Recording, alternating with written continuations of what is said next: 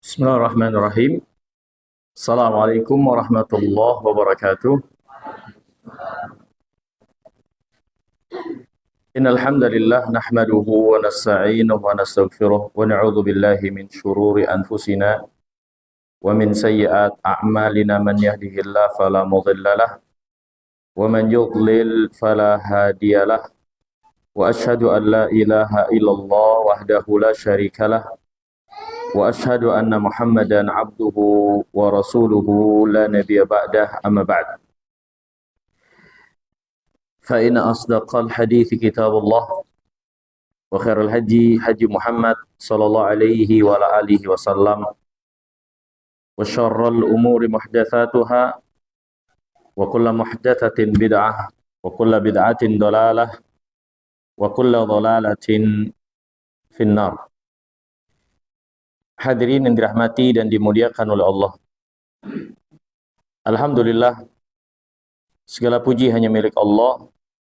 Kita bersyukur atas segala nikmat dan karunia-Nya. Allah pertemukan kita di kesempatan pagi hari yang mulia ini untuk mempelajari agama Allah Subhanahu wa taala yang mulia.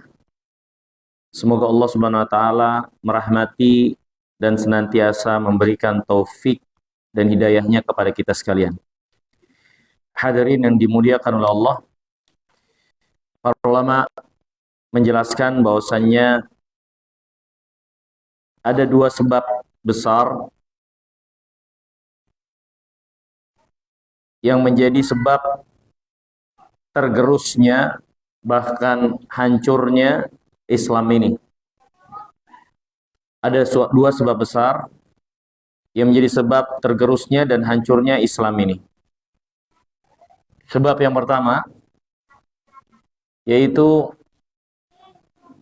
berpalingnya kaum muslimin dari Islam. Yang kedua,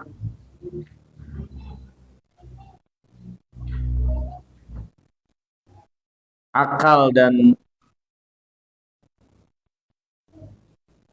ra'yu yang dikedepankan melebihi Al-Quran dan sunnah Nabi yang mulia alaihi wasallam.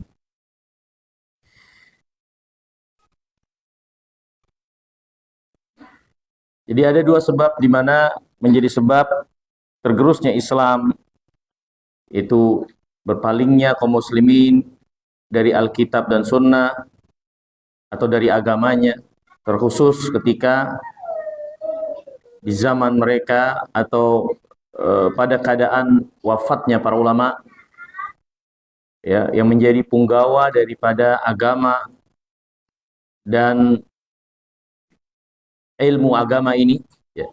Yang kedua yaitu ketika hawa nafsu, akal yang dipertuhankan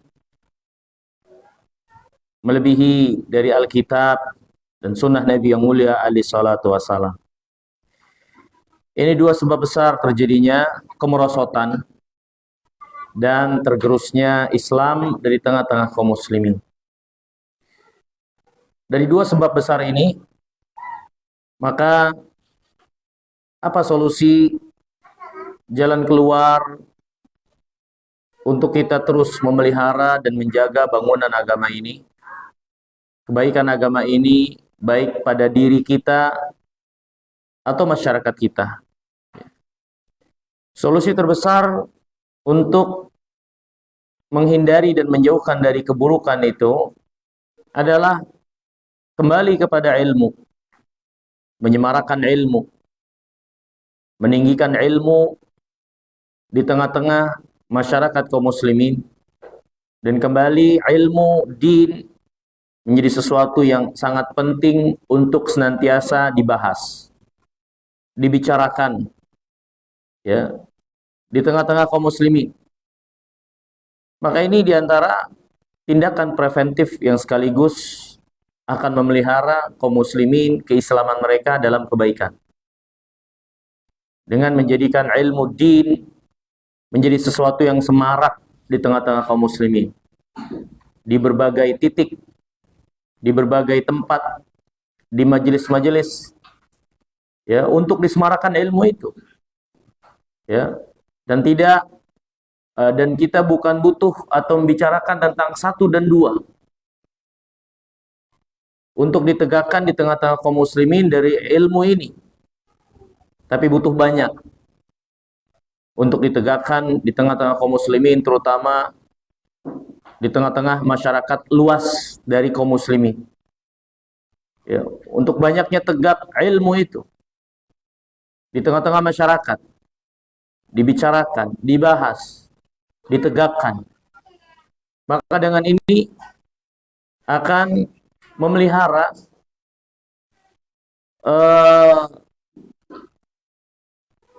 jawul ilm, yakni suasana yang dipenuhi dengan ilmu yang menjadi pokok asas daripada tegaknya Islam dan keberadaan Islam ini. Ya. Maka hadirin yang dimuliakan Allah, sejatinya mempelajari agama ini, menegakkan ilmu, majelis ilmu, belajar dan mengajarkannya, akhirnya dalam Islam terdapat keutamaan yang sangat besar. Dorongan dan motivasi besar bagi mereka-mereka yang melaksanakannya. Ya. Seperti yang disebutkan oleh Nabi yang mulia alaihi wasallam, "Man ghada ilal masjid la yuridu illa an yata'allama al-khaira aw yu'allimahu kana kal mujahid fi sabilillah." Siapa yang mendatangi masjid tidak ada tujuan kecuali untuk mengajarkan atau mempelajari kebaikan, maka dia seperti orang yang jihad di jalan Allah. Dan kita tahu jihad itu tujuan utamanya adalah li'la kalimatillah, meninggikan kalimat Allah. Ya. Maka dengan kebaikan yang dipelajari dan diajarkan akan tegak kalimat Allah Subhanahu wa taala. Akan tinggi kalimat Allah, tegak kebenaran, tegak hujjah. Ya. Nabi yang mulia alaihi wasallam bersabda, "Man salaka tariqan yaltamisu fihi ilman sahalallahu lahu bihi tariqan ilal jannah." Siapa yang menempuh jalan untuk menuntut ilmu, Allah mudahkan jalannya menuju surga. Nabi yang mulia alaihi wasallam bersabda, "Majtama'a qaumun fi baitin min buyutillah yasluna kitaballah wa yatadarasunahu bainahum illa nazalat alaihimus sakinah wa haffathumul malaika wa ghashiyatuhumur rahmah wa haffathumul malaika wa zakarallahu fiman indah." Tidaklah berkumpul suatu kaum di rumah di antara rumah-rumah Allah, membaca kitab Allah dan saling mentadaruskan di antara mereka, melainkan akan turun kepada mereka sakinah. Malaikat mengelilingi mereka dan mereka diliputi oleh rahmat, dan Allah menyebut nama-nama mereka di sisi Allah Subhanahu wa taala di antara para malaikat yang mulia. Bahkan sampai-sampai ketika orang-orang yang berkumpul di rumah di antara rumah-rumah Allah ini dilaporkan orang per orangnya oleh para malaikat kepada Allah Subhanahu wa taala, malaikat mengatakan, "Ya Allah, di sana ada orang yang tidak punya kepentingan, tapi dia ikut duduk di sana bersama karena dia hanya singgah saja. Melihat ada keramaian, dia singgah dan duduk. Apakah orang tersebut terhitung sebagai kelompok yang sama dengan orang-orang yang ada di sana?" Maka Allah mengatakan, "Perhitungkan mereka, masukkan. Karena mereka bersama dengan orang-orang yang keberadaannya tidak akan membahayakan mereka." Ya, sampai orang yang mungkin dia hanya singgah lewat saja, diperhitungkan menjadi orang-orang yang disebut dengan kemuliaan oleh Allah Subhanahu wa taala di majelis ilmu itu. Dan banyak lagi firman Allah dan hadis Nabi yang mulia alaihi wasallam yang menggemarkan, memotivasi kita untuk ilmu ini. Ya. Maka hadirin yang dimuliakan Allah, kepentingan kita terus menegakkan ilmu ini, mempelajari dan mengajarkannya, ya, bukan hanya kepentingan untuk kita mengangkat kebodohan dari diri kita. Bukan hanya kepentingan untuk kita keluar dari kebodohan yang merupakan bagian yang tercela dan sifat tercela yang ada pada diri kita. Ya, atau bukan hanya sekedar kita untuk menghilangkan kebodohan dari orang lain. Tapi kepentingan ilmu, menuntut ilmu, menegakkan ilmu juga adalah untuk menegakkan hujjah, juga untuk melestarikan Islam. Ya, untuk melestarikan Islam, untuk tetap eksis di tengah-tengah masyarakat. Ya, tetap ada di tengah-tengah masyarakat. Ya, walaupun mungkin kita sudah mengerti apa yang dipelajari. Orang yang diajarkan juga sudah paham apa yang menjadi isi materi. Ya. Akan tetapi ada sisi lain yang penting untuk kita lihat. Kepentingan menegakkan ilmu ini adalah melestarikan din agama ini. Untuk terus menjadi pembicaraan, dibicarakan, ya, dilestarikan dengan pemuliaan-pemuliaan. Ketika agama ini menjadi sesuatu yang tidak dibicarakan lagi, maka konsekuensinya akan menjadi sesuatu yang asing. Konsekuensinya, kebenaran itu bahkan mungkin akan dikenal sebagai kebatilan. Sebagaimana kebatilan ketika sering dibicarakan, diungkap, dan terus disebar di tengah-tengah masyarakat, maka lama-lama bisa dianggap menjadi suatu kebenaran. Ya. Maka kebenaran akhirnya ketika tersembunyi, tidak banyak yang tahu, tidak sering dibicarakan, akhirnya lama-lama dipahami dan dilihat sebagai suatu yang baru, suatu yang batil, suatu yang salah. Ya. Maka kita punya kepentingan besar untuk mempelajari atau terus menyemarakan ilmu ini di tengah-tengah masyarakat kaum muslimin dan memperbanyak untuk itu dan berlomba-lomba untuk kebaikan ini. Ya, dengan lomba bukan untuk saling menjatuhkan satu dengan yang lainnya, tapi untuk saling mengisi dan semakin menyemarakan serta meluaskan cahaya agama ini. Ya. Ini hadirin yang dimuliakan oleh Allah Subhanahu wa taala. Maka segala puji hanya milik Allah Subhanahu wa taala. Ketika Allah Subhanahu wa taala memudahkan kita untuk mempelajari dan menyemarakan kebaikan dan kemuliaan agama ini dengan kita berkontribusi dan ikut serta mempelajari dan menyemarakan agama ini. Ini hadirin yang dimuliakan Allah. Pelajaran kita, tema kita pada kesempatan pagi hari yang mulia ini, satu tema yang saya kira sering dipelajari dan dibahas. Satu tema yang juga sangat penting untuk terus diulang-ulang dan disegarkan ingatan kita akan keutamaan dan isi daripada tema yang mulia ini, yaitu terkait dengan keutamaan tauhid dan bagaimana akhirnya orang-orang yang bertauhid menjalani hidupnya di atas prinsip tauhid, pengesaan kepada Allah Subhanahu wa taala. Ya.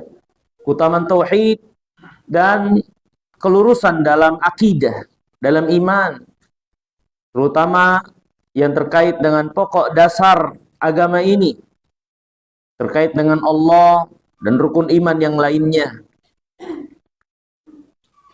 Apa yang menjadi keutamaan untuk kita segarkan ingatan kita dan hati kita, sehingga kita terdorong, termotivasi untuk tidak pernah lepas dan terus mempelajari dan mendalami tauhid ini dan mengamalkannya sampai akhir hayat kita.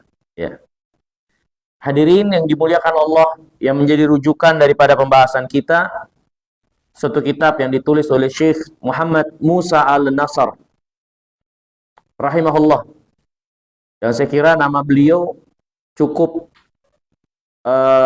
sering kita dengar, karena beliau semasa hidupnya beberapa kali menziarahi negeri kita ini bersama rombongan para ulama dari Yordan, dari murid-murid Syekh Al-Albani rahimahullah. Ya, dan beliau sendiri pernah menjadi pembicara dalam muhadharah di Masjid Istiqlal. Ya, di awal-awal muhadharah, ya, para ulama dari Timur Tengah. Beliau Dr. Muhammad Musa Al-Nasr. Beliau sudah wafat rahimahullahu taala. Beliau membuat satu kitab Al-Muqaddimah Rasyidah fi Ilmil Aqidah, Madkhalun ilal Aqidah As-Salafiyah.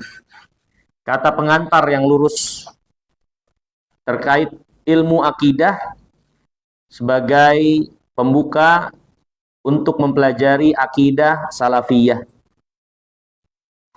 Ya, ini yang menjadi rujukan daripada pembahasan kita, di mana beliau, di antara yang beliau jelaskan di kitabnya ini adalah tentang keutamaan mempelajari tauhid, mempelajari akidah itu. Sebelumnya hadirin yang dimuliakan Allah,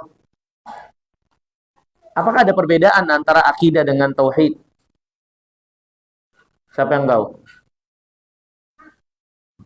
Kita sering dengar akidah, dengar tauhid. Apakah ada perbedaan antara akidah dengan tauhid? Ataukah keduanya sama? Ada yang bisa jawab gak? Akidah adalah tauhid, tauhid adalah akidah, atau keduanya ada perbedaan? Siapa yang bisa jawab?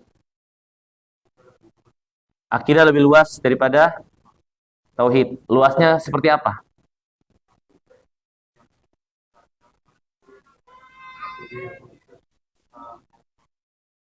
Ya, bisa seperti itu. Ya, jadi yang dinamakan akidah berasal dari kata aqada, yaqidu. Akidah berarti sesuatu yang terikat secara bahasa. Yang dimaksud adalah sesuatu yang terikat kuat tanpa ada keraguan di dalam hati terkait keyakinan-keyakinan yang harus diyakini dalam Islam, khususnya rukun Islam. Khususnya rukun Islam. Ya, yang 6. Ya, makanya pembahasan akidah biasanya terkait dengan rukun Islam yang 6 itu.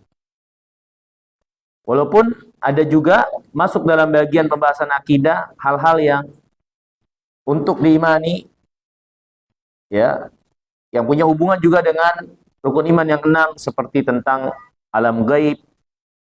Juga termasuk yang masuk dalam pembahasan akidah adalah perkara-perkara yang datang keterangannya secara masif atau mutawatir dalam agama kita dan punya kepentingan besar untuk dipelihara, dijaga, karena menyepelekan, menyia-nyiakannya akan membawa dampak yang luas buat kaum muslimin. Seperti permasalahan ketaatan kepada ulil amri, itu dibahas di kitab akidah.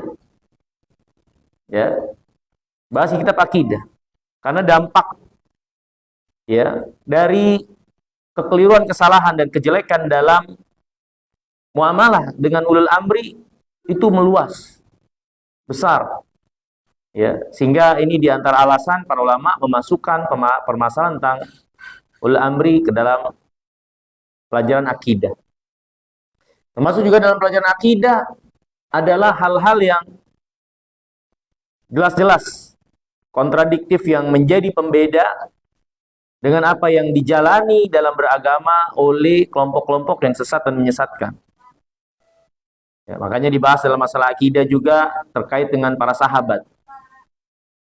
Bagaimana mensikapi mereka, apa yang menjadi keadaan mereka, yang menyelisihi apa yang menjadi jalan kelompok sesat dan menyesatkan, yang mendasari kesesatan mereka diantaranya dengan mencaci maki, mengkafirkan para sahabat. Ya, ini masuk dalam pembahasan akidah. Adapun tauhid, maka tauhid berasal dari kata wahada yuwahidu tauhidan, yang berarti mengesahkan sesuatu, menjadikan sesuatu menjadi esa, tunggal. Yang dimaksud dengan tauhid ini adalah mengkhususkan Allah pada apa yang menjadi kekhususannya. Mengkhususkan Allah apa yang menjadi keesaannya. Sehingga apa yang menjadi keesaan Allah tidak boleh kita berikan atau angkat selain Allah, menyamakan dengan Allah pada apa yang menjadi kekhususannya itu. Itulah tauhid. Lawan dari tauhid tentu syirik. Ya. Jadi tauhid ifradullah fima huwa min khasaisillah. Mengesahkan Allah pada apa yang menjadi kekhususannya. Ya. Nah, nampak dari sini ya, tauhid lebih spesifik terkait apa yang menjadi hak Allah Subhanahu wa taala untuk kita esahkan Allah di dalamnya. Walaupun untuk kita garis bawahi dan pahami dengan baik, seluruh bagian agama memiliki kaitan mata rantai yang saling berhubungan satu dengan yang lainnya. Hanya saja penjelasan dan definisi ini untuk kita pahami dan tempatkan pada tempatnya dengan baik, ya, dari masing-masing kekhususannya. Tapi sejatinya semua masalah agama ini punya keterkaitan dan saling berhubungan, ya, antara akidah, antara ibadah, muamalah, ya, semuanya punya mata rantai yang berhubungan satu dengan yang lainnya. Maksud daripada penjelasan ini adalah untuk kita mengenal spesifikasinya saja, kekhususan. Tauhid ternyata lebih khusus karena dia terkait dengan Rabbul Alamin. Hak Allah Subhanahu wa taala untuk kita esahkan dan tidak boleh memberikan apa yang menjadi kekhususan keesaannya, baik dalam keyakinan ataupun perbuatan. Nggak boleh kita berikan kepada selain Allah, karena Allah Maha Esa untuk kita esahkan dalam hal tersebut. Itu tauhid. Ya. Maka dari sini kita dapat pahami bahwasanya akidah itu lebih umum. Karena dia membicarakan tentang Allah, malaikat, kitab-kitab, rasul-rasul, yaumul akhir, takdir. Walaupun semuanya juga punya keterkaitan dengan Allah. Karena di antara hak Allah Subhanahu wa taala, hambanya mengimani yaumul qiyamah. Malaikat yang dikhabarkan oleh Allah Subhanahu wa taala, para nabi dan rasul yang mengabarkan tentang Allah. Semua akhirnya berpulang kepada Allah, berkaitan dengan Allah, tentang Allah, urusannya dengan Allah. Kembalinya kepada Allah. Maka benarlah ketika Allah berfirman, wa anna ila rabbika ilmuntaha. Sesungguhnya kepada Allah lah kembali segala sesuatu, puncak segala sesuatu. Ya. Tapi ini untuk kita pahami kedudukan-kedudukan dan spesifikasinya. Akidah ternyata lebih umum. Ya. Tauhid dia lebih khusus terkait dengan hak Rabbul Alamin. Nah, hadirin yang dimuliakan Allah, tapi para ulama juga terkadang membahasakan akidah dengan tauhid kalau disebutkan sendiri-sendiri ya maknanya sama. Ya akidah tidak keluar dari tauhid, ya tauhid tidak keluar dari akidah yang benar tentu yang diinginkan. Karena di antara bagian pengesaan Allah adalah kita beriman pada Rasul yang benar. Di antara bagian pengesahan kepada Allah, iman pada yaumul qiyamah. Iman kepada takdir. Bahkan iman pada takdir punya kaitan yang erat terkait mentauhidkan Allah dalam rububiyah. Dalam rububiyah. Ya. Jadi hadirin yang dimuliakan oleh Allah Subhanahu wa taala, kalau disebutkan sendiri akidah itu tauhid, maka tauhid adalah akidah. Ya. Tidak lepas pembahasannya saling berkaitan satu dengan yang lainnya. Tapi kalau kita menyebutkan spesifikasi keistimewaan, maka akidah nampak lebih umum, cakupan-cakupannya. Tauhid lebih khusus terkait dengan Rabbul Alamin. Ya. Imanan kepada para sahabat, sikap terhadap para sahabat, ini bagian kita menunaikan hak Allah. Yang menjelaskan tentang para sahabat, yang membangkitkan dan menghidupkan mereka menjadi pendamping Nabi-Nya yang mulia alaihi wasallam untuk agama ini. Dan seterusnya. Ya, punya hubungan juga dengan Rabbul Alamin. Ya. Walhasil, itu perlu untuk kita ketahui. Baik terkait akidah dan tauhid. Nah, sebagaimana yang tadi di awal kita singgung, kita jelaskan. Maksud dari pembahasan kita adalah menyegarkan ingatan, kembali memotivasi, membangkitkan semangat untuk kita mempelajari agama ini, terus menyemarakannya, wabil khusus terkait dengan iman dan tauhid ini. Jangan sampai pernah berhenti, jangan sampai seorang pernah merasa tamat, jangan sampai seorang merasa sudah cukup dengan apa yang dia ketahui dari agamanya, merasa cukup dengan apa yang sudah dia amalkan dalam agamanya. Allah berfirman, kalla innal insana la yatgha ar-ra'ahu istaghna. Manusia itu benar-benar togok, melampaui batas, kelewatan ketika dia merasa cukup dengan apa yang ada pada dia. Ya.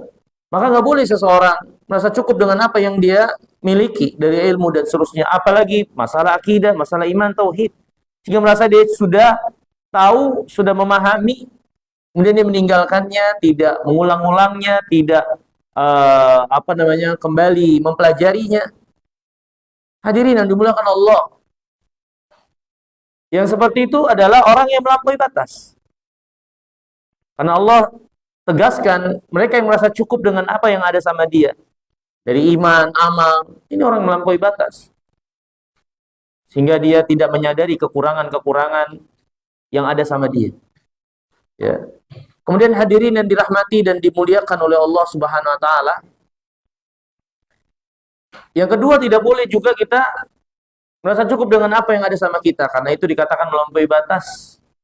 Yang kedua juga, bahwasannya kita hidup di dunia ini setiap harinya penuh dengan ujian. Dan ujian itu sedikit banyaknya menggerus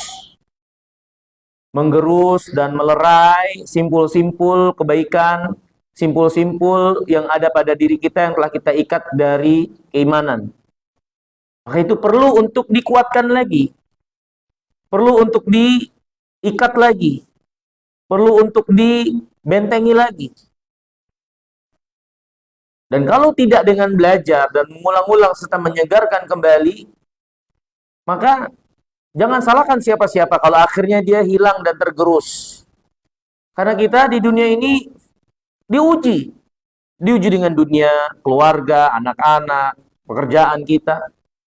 Dulu Hanzalah berkata kepada Nabi, kalau bersama Rasulullah, saya seolah-olah melihat surga depan mata, neraka depan mata, iman begitu naiknya.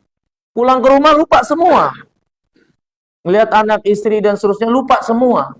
Dan dia merasa ini suatu kekurangan yang berat. Sampai mengatakan, saya telah munafik. Ya. Yang jadi pelajaran buat kita, inilah hidup. Bergelutnya kita dengan dunia dan berada di dunia ini, kita diuji. Ujian dunia ini sedikit banyaknya membenturkan dan menggerus.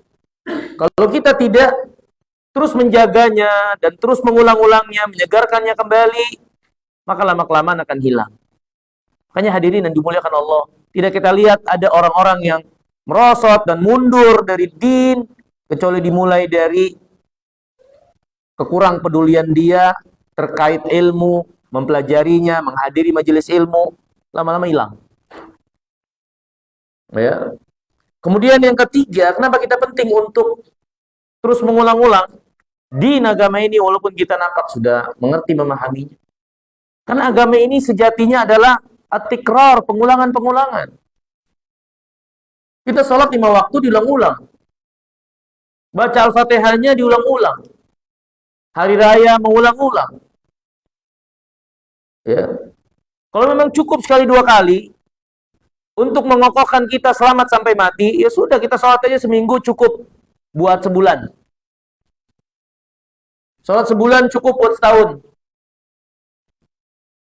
Tapi Allah SWT lihat dengan syariatnya, mensyariatkan kepada kita pengulangan-pengulangan terus. Karena kita hidup di dunia yang penuh dengan ujian. Pengulangan-pengulangan ini menguatkan, mengokohkan kita. Kenapa orang Islam, mereka udah Islam, mereka beriman, tapi sholat masih minta hidayah. Ihdinas siratal mustaqim, ihdinas siratal mustaqim, ihdinas siratal mustaqim. Karena ada kepentingan butuhnya mereka penambahan hidayah. Karena ada kepentingan butuhnya mereka untuk sabat, kokoh di atas hidayah. Karena hidayah itu bukan hanya sekedar didapatkan untuk kemudian bisa tetap berada, tidak hilang, tidak berkurang. Dia butuh penjagaan dan perawatan. Makanya kita diajarkan untuk terus minta hidayah. Bukan karena seorang berada dalam kesesatan. Tapi hidayah itu perlu penjagaan, perawatan, dan peneguhan. Makanya kita minta hidayah. Maka pengulangan-pengulangan ini mengokohkan, menguatkan. Sampai akhirnya terakumulasi menjadi suatu kekuatan dan seorang menutup kematiannya dalam keadaan iman. Jadi hadirin yang dimuliakan Allah, ya walaupun ini pernah dan sudah kita pelajari atau kita mungkin memahaminya, maka fil i'adah ifadah. Dalam pengulangan pastinya ada faedah. Ya, belum lagi kepentingan yang lain yang banyak lagi. Ya, maka pembahasan kita tentang keutamaan tauhid dan bagaimana prinsip orang yang bertauhid dalam beragamanya, yang kita ambil dari kitab yang ditulis Syekh Musa Al-Nasr, ya, itu diantara kepentingan dan tujuan kita untuk mempelajari ini. Ya. Adapun keutamaan tauhid yang disebutkan oleh penulis rahimahullah, beliau mengatakan wa ilaika tarfan min dalik ya'dhumu bihi imanus salik wa yaqta'u bihi kullu mubtadi'in halik mukhalifin liman haji salaf an-najin minasyurur wal mahalik. Berikut ini kita akan dipaparkan sesuatu yang akan menguatkan, membesarkan iman orang yang berjalan di atas jalan yang hak dan mendatangkan kemarahan setiap mubtadi, orang-orang yang berada pada penyimpangan yang binasa, yang menyelisihi jalannya orang-orang terdahulu yang selamat dari keburukan dan hal-hal yang membinasakan. Ya, bahasanya memang agak puitis.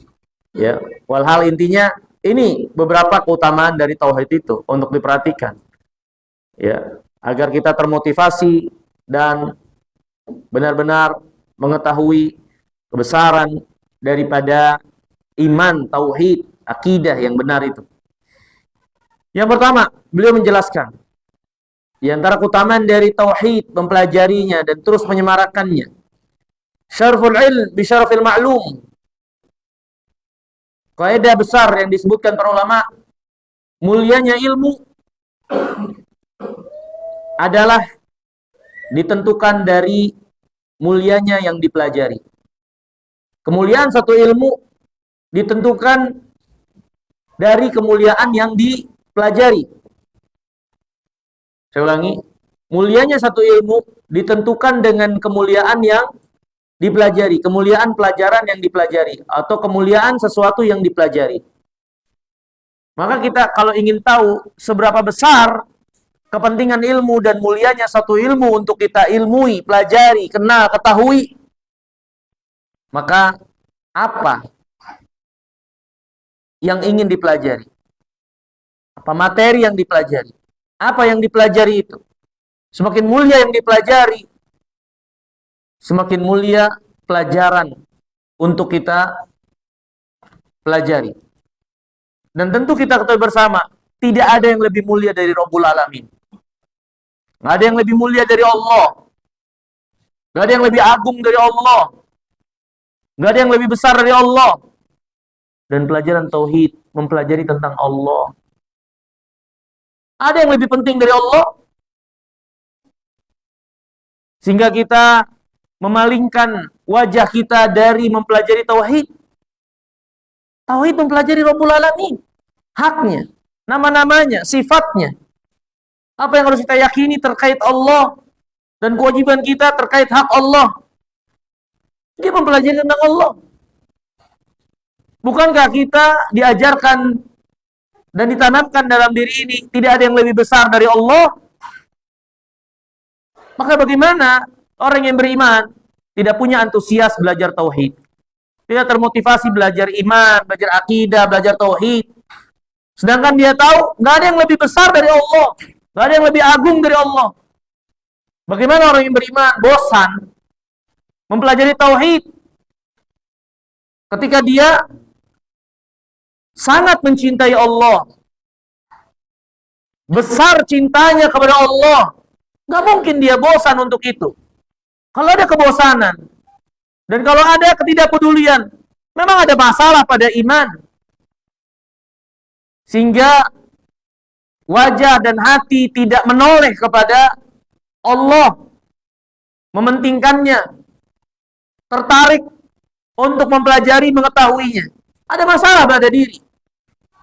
Kalau tidak memiliki ketertarikan dan motivasi untuk belajar iman, belajar tauhid terutama. Gak ada yang lebih mulia dari Allah.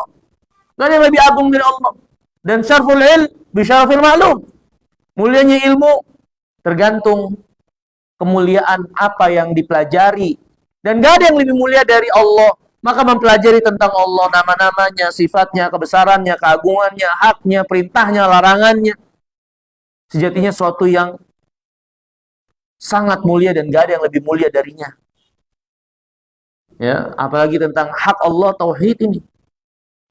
Hadirin yang dimuliakan Allah Subhanahu wa taala. Berkata Imam Ibn Rajab rahimahullahu taala, "Al-ilmu nafi' ma arrafa al-'abd bi rabbih." Ilmu yang bermanfaat adalah ilmu yang memperkenalkan, menjadikan seorang hamba jadi kenal Rabb-nya, kenal Allah. Itulah ilmu yang bermanfaat. Ya, kalau kita bicara pendidikan dan ilmu yang bermanfaat, ilmu yang bermanfaat yang sesungguhnya adalah ilmu yang memperkenalkan hamba kepada Rabb-nya. Ya, yang menjadikan seorang hamba takut kepada Allah, harap, tawakal, berakhlak kepada Allah. Itu ilmu yang bermanfaat. Dan hal yang menopang kebaikan hubungannya kepada Allah, itu ilmu yang bermanfaat. Selain dari itu ilmu yang gak ada arti atau bahkan mungkin ilmu yang berbahaya untuk dipelajari. Ilmu sihir, ilmu yang berbahaya dan haram karena dia menjauhkan dari Allah. Malah kesyirikan, kekufuran yang dilakukan. Ya. Ilmu duniawi tergantung bagaimana dampak dari ilmu itu untuk kepentingan Islam dan kaum muslimin, mendekatkannya kepada Allah atau tidak, menjadikannya lupa dari Allah atau tidak, mendatangkan bahaya atau tidak. Ilmu dunia. Ya, tapi ilmu din, wabil khusus tauhid, maka ini ilmu yang bermanfaat dan hakikat ilmu yang bermanfaat ya seperti itu. Karena dia akan memperkenalkan hamba dengan Allah, haknya, perintahnya, larangannya. Wadallahu alaihi hatta arrafahu wa wahhadah. Ilmu yang bermanfaat kata Imam Ibn Rajab, ilmu yang menunjukkan seorang hamba kepada Rabb-nya sehingga dia mengenal dan mengesahkan Allah. Wa anisa bihi, dan ilmu yang akhirnya menjadikan seorang hamba nyaman dan tenang dalam mengenal Allah. beribadah kepadanya, tunduk dan taat kepadanya. Bukan menjadi orang yang gersang terkait hubungannya dengan Allah, menjauhi Allah, merasa berat dengan Allah. Bukan. Tapi justru dia semakin mendalami ilmu itu, semakin dia merindukan Rabbul Alamin, mencintainya, merasa tenang dengan mengingatnya. Sebagaimana yang Allah firmankan, ala bidzikrillah tatmainul qulub. Dengan mengingat Allah hati menjadi tenang. Ya, yang hakikatnya itu adalah kebutuhan dan kehidupan buat dia. Karena hadirin dan dimuliakan Allah, perlu kita perhatikan, manusia itu kalau kita lihat utuh, mereka bukan hanya jasmani yang terdiri dari bagian tubuh, mata, telinga, mulut, dan seterusnya. Manusia itu terdiri dari beberapa komponen, diantaranya bagian rohani yang ada pada mereka. Maka sebagaimana jasmani itu butuh perawatan, konsumsi baik yang bergizi, kemudian pelatihan kekuatannya, penjagaan kekuatannya, pemeliharaan dari hal-hal yang membahayakan dia seperti racun atau yang lainnya. Sebagaimana jasad dan fisik, kalau ingin baik harus diperlakukan demikian. Maka sama, roh juga seperti itu. Dia perlu sesuatu yang menguatkannya, menghindar dari hal-hal yang membahayakannya, penjagaan dari hal-hal yang membahayakannya, penguatan kekuatannya, yang menjaga kebaikannya, kesehatan dan kehidupannya. Ya. Dan makanan bagi roh adalah ma'rifatullah, mengenal Allah, mendekat kepadanya, beriman, beribadah. Makanya Allah SWT menyebutkan dalam kitabnya, memenuhi suruhan Allah membawa kehidupan. Ini kehidupan bagi roh, bagi hati, bagi jiwa. Selain itu juga kehidupan bagi fisik. Allah berfirman, ya ayyuhalladzina amanu stajibu lillahi walir rasul idza da'akum lima yuhyikum. Wahai orang yang beriman, penuhi suruhan Allah dan Rasulnya yang menyuruh pada kalian, yang mendatangkan kehidupan buat kalian. Ya. Allah menamakan kitabnya dengan ruh karena dia membawa kehidupan. Ya. Ini hadirin yang dimuliakan Allah. Walhal ilmu yang bermanfaat, kata Imam Ibn Rajab, ilmu yang menjadikan seorang hamba jadi kenal Allah, menunjukkan kepada Allah, dan dia jadi mengesahkan serta tenang menghambakan diri kepadanya, wastahya min qurbi, ya, dan dia memiliki rasa malu kepada Allah, ya, wa abadahu ka'annahu yarah, sampai pada tingkatan yang tinggi beribadah kepada Allah seolah-olah dia melihat Allah. Ini derajat ihsan. Anta'budallah ka'annaka tarah. Derajat yang paling tinggi dari tingkatan agama, seorang sampai pada tingkatan ihsan, melaksanakan segala sesuatunya dari ibadah seolah-olah dia melihat Allah Subhanahu wa taala. Ya. Maka ini yang pertama, penting dan keutamaan tauhid. Karena yang dipelajari adalah Allah Rabbul Alamin, maka nggak ada yang lebih penting dari Allah. Nggak ada yang lebih besar dari Allah. Nggak ada yang lebih untuk kita tertarik dan antusias.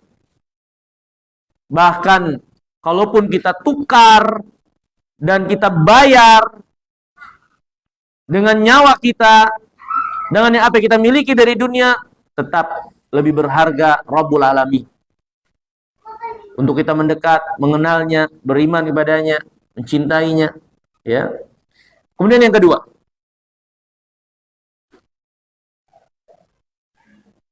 penulis mengatakan, al-aqidah wa tauhid humal ghaya min khalqil jin wal ins.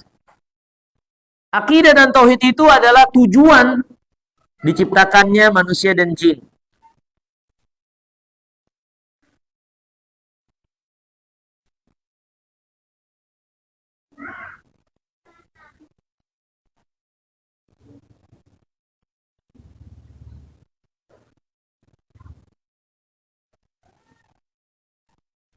Saya kira ini ma'ruf bagi kita sekalian. Firman Allah, "Ma khalaqtul jinna wal insa illa liya'budun." Tidak aku ciptakan jin dan manusia kecuali untuk beribadah kepada Allah. Dan hadirin, ya, sedikit untuk menambahkan apa yang pernah kita ketahui ini, ya.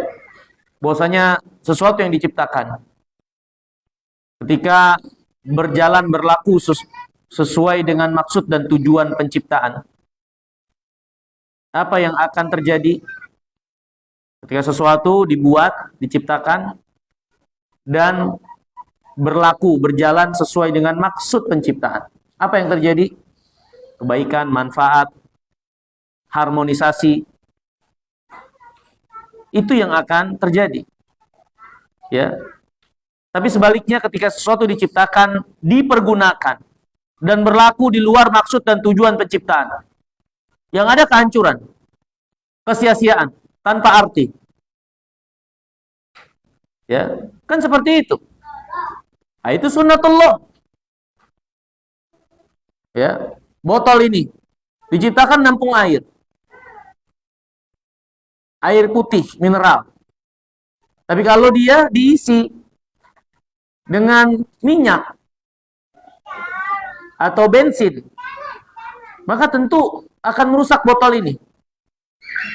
Karena kadarnya akan merusaknya, karena dia tidak untuk menahan zat-zat yang seperti itu. Dia akan rusak. Dia bisa meleleh, dia bisa mengkerut. Kan seperti itu. Ini contoh kecil, sederhana. Tapi kalau dia diisinya air, tepat guna, manfaat. Terus juga harmonis, langgeng. Ya. Sama. Kita juga makhluk, kita juga diciptakan. Maka kita harus tahu kita ini diciptakan buat apa. Dan kalau kita berjalan mengisi hidup ini di luar maksud dan tujuan pencipta menciptakan kita, pasti akan rusak, sia-sia, dan hanya jadi sampah masyarakat. Ya. Lihat orang kafirin yang paling berseberangan dengan maksud Allah ciptakan mereka.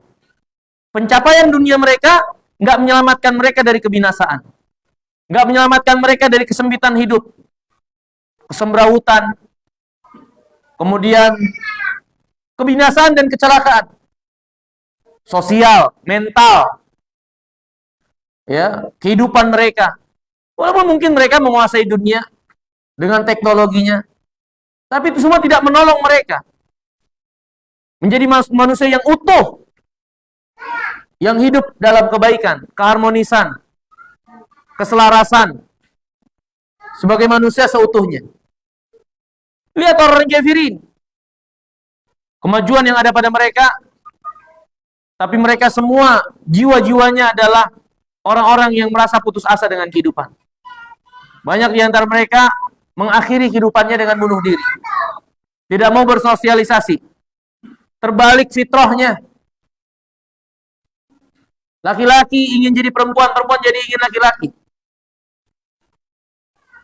Tidak mau atau menghindar dari fitrah manusia yang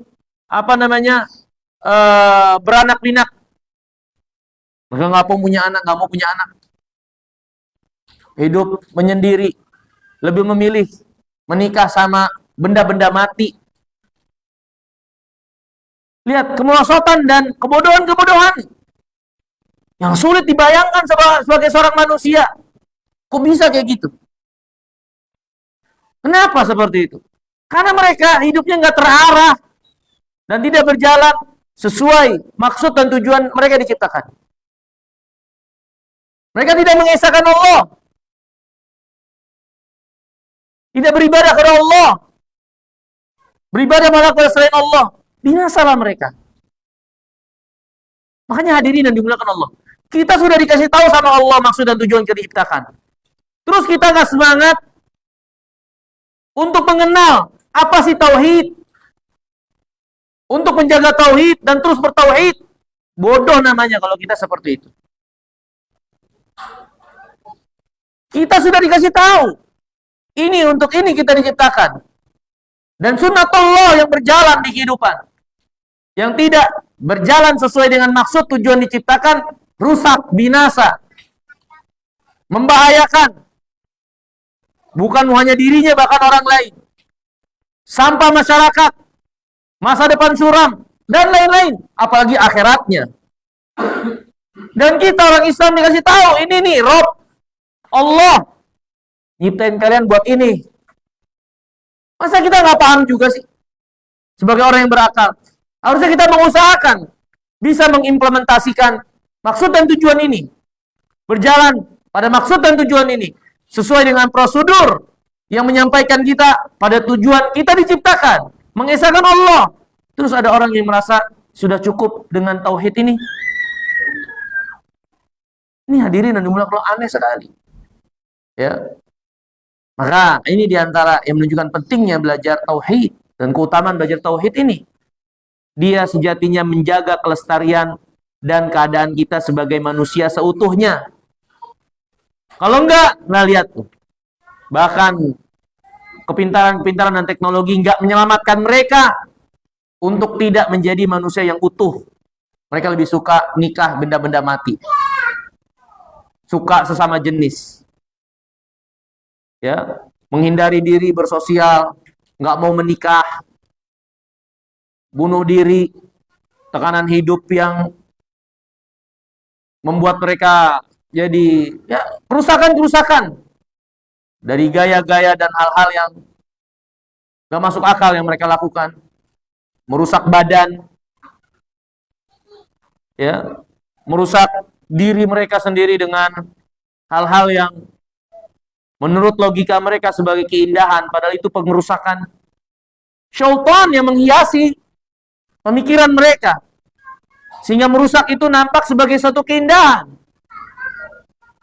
Ini karena mereka nggak berjalan dan nggak tahu dan tidak terarah, ya, pada apa yang menjadi maksud tujuan keberadaan mereka. Ini hadirin, hidup itu harus ada arahan, harus ada tujuannya, ya. Dan sebaik-baik arahan dan tujuan adalah yang diberitahukan oleh pencipta kita. Itu Rabbul Alamin, Allah SWT yang paling tahu tentang kita. Dan dia menciptakan kita, ya tentunya paling tahu untuk apa kita ada. Maka ketika kita nggak peduli dengan kepentingan, maksud dan tujuan kita diciptakan ini, kita menjadi orang yang paling merugikan diri sendiri. Ya. Kemudian yang ketiga, di antara keutamaan tauhid, mempelajarinya dan bertauhid adalah ya fatihatud da'watin nabiyyin wal mursalin. Wa yal ghaya min irsalil mursalin mubasysyirin wa mundzirin. Dia adalah pembuka dan dasar dari seruan, ajakan, ajaran seluruh para nabi dan rasul. Bahkan yang menjadi tujuan mereka diutus memberi kabar gembira, memberikan peringatan, tidak lain adalah untuk apa? Menegakkan tauhid. Ya. Dan hadirin yang dimuliakan Allah, kita tahu para nabi dan rasul, mereka punya kepentingan menunjukkan kepada kebaikan. Mereka punya kepentingan memperbaiki keadaan masyarakat. Dan keadaan masyarakat yang dihadapi para nabi dan rasul itu bermacam ragam. Bermacam ragam. Keadaan mereka dari kekurangan dan kerusakan. Ada yang kerusakannya ya lebih mendalam dalam ekonomi, moral, ya, kemudian dalam muamalah, ya, seperti yang Allah jelaskan dalam Al-Quran.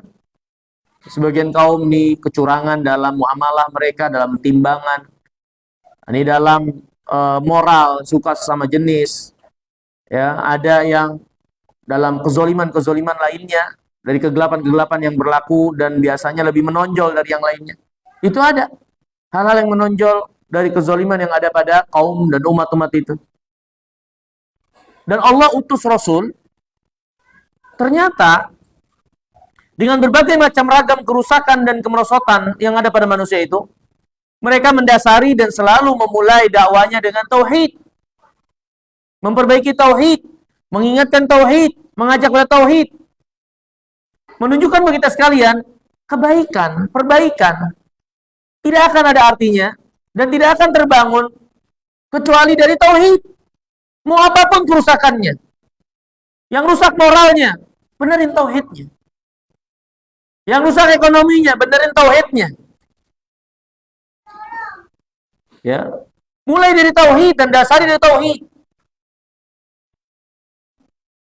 Membangunkan kesadaran mereka jadi hamba Allah seutuhnya. Nah, ini hadirin yang dimuliakan Allah. Berarti sumber kebaikan dan memperbaiki seseorang manusia, apapun masalahnya, adalah tauhid. Karena para nabi dan rasul itu ibarat dokter dan umatnya adalah pasien-pasiennya. Yang dokter tentunya punya kepentingan untuk menyembuhkan, menterapi, ya, dan semua ternyata memulai dan mendasarinya dengan tauhid. Ma'ruf bagi kita sekalian. Tauhid itu penting. Apa yang kurang dari diri kita? Pasti ada yang kurang dari tauhid. Kita merasakan apa dalam hidup ini? Kesusahan, kesempitan, kegundahan hati. Kan itu yang menjadi rasa sesungguhnya dari hal-hal yang menyempitkan hidup. Adapun materi yang kurang dan seterusnya, itu mah faktor-faktor eksternal yang kalau diri kitanya bisa mensikapi dan membawakannya, insya Allah tidak begitu memudaratkan. Ya. Karena yang namanya kebahagiaan bukanlah monopoli orang-orang yang punya dunia. Bahkan itu tidak menjadi tolak ukur. Tapi kebahagiaan adalah monopoli dan hak orang-orang yang punya hati, yang hidup dengan apapun keadaan mereka. Para nabi dan rasul orang paling bahagia. Hidup mereka sederhana. Mereka ditempa ujian-ujian. Ada yang sakit belasan tahun. Ada yang berada di perut ikan. Tenggelam. Dicaci maki, dihina. Ada yang berbulan-bulan tidak dapat makanan kecuali sedikit. Diintimidasi, diisolasi. Orang yang paling bahagia mereka semua. Karena kebahagiaan adalah hak monopoli orang-orang yang punya hati, yang hidup. Dan gak ada hati itu hidup kecuali dengan tauhid. Ya. Maka apapun masalahnya, kalau tauhidnya beres, beres hidupnya. Mau dia jadi orang yang senang, mau dia jadi orang yang susah, dia tahu dan bisa nempatin diri. Bagaimana kesusahannya jadi kebahagiaan, kesenangannya jadi kebahagiaan, bukan malah jadi penderitaan. Karena Allah uji kita dengan susah dan senang. Senang bisa jadi penderitaan ketika salah menempatkan diri, apalagi penderitaan. Menjadi suatu yang seorang masuk dalam istilah jatuh ketiban tangga. Udah susah, gak beriman lagi. 2 kali ruginya. Ya. Nabi yang mulia alaihi wasallam bersabda, "Ajaban li amril mu'min." Mengherankan, menakjubkan urusan orang beriman. Lihat Nabi sebut orang beriman. Berarti hanya yang memiliki keimanan. Dan iman dasarnya adalah tauhid. Akidah yang benar. Urusannya itu menakjubkan, mengherankan. Kenapa menakjubkan, mengherankan? Inna amrahu kullahu khairun. Semua urusan dia itu baik. Tidakkah kita pahami sabda Nabi ini untuk dijadikan pelajaran? Mau urusan semua baik, ya jadi orang beriman. Mau jadi orang beriman, ya beriman dengan benar, bertauhid dengan benar, berakidah benar. Kalau enggak, urusan kita bukannya menakjubkan, bukan menggembirakan, bahkan kita jadi tahu juga malah jadi nggak enak, malah nyesal jadi tahu urusan orang yang nggak beriman. Cuman bikin susah kita mikirin doang. Ya. In asabahu sarra syakara fakana khairul lah, wa in asabahu dharra sabar fakana khairul lah. Kalau dapat kelapangan, keluasan, dia bersyukur, itu baik. Dan memang seperti itu harus disikapi kesenangan. Dan gak ada yang memotivasi seorang jadi syukur kecuali apa? Dia kenal Allah. Tidak dikatakan orang bersyukur kalau nggak mengenal Allah. Karena dia akan menyandarkan nikmat pada selain Allah. Dan kalau dia dapat musibah, dia bersabar. Dan tidak ada orang yang dikatakan dan bisa sabar sampai dia beriman kepada Allah dengan benar. Tahu kalau yang menimpakan musibah itu adalah yang maha bijaksana, yang maha adil, dan menginginkan kebaikan buat hambanya. Walaupun dengan cara dan jalan yang tidak disadari dan tidak diketahui oleh hambanya. Nggak ada yang dia bisa dan dia penuh dengan kesadaran kalau dia sebagai seorang hamba yang diatur, dikuasai, ditetapkan. Maka dia sabar sudah. Nah, ini ketetapan Rabbul Alamin. Itu baik buat dia. Itu melapangkan hatinya, melapangkan dadanya. Nabi bersabda, wa ma utiya ahadun ausa khairun wa ausa minas sabr. Tidak ada seorang diberi anugerah lebih baik dan lebih luas melebihi kesabaran. Ya, maka dengan sabar itu luas hatinya. Musibah yang ada tidak menyempitkan dia. Itu baik buat dia. Ya, emang ujian semua. Ya.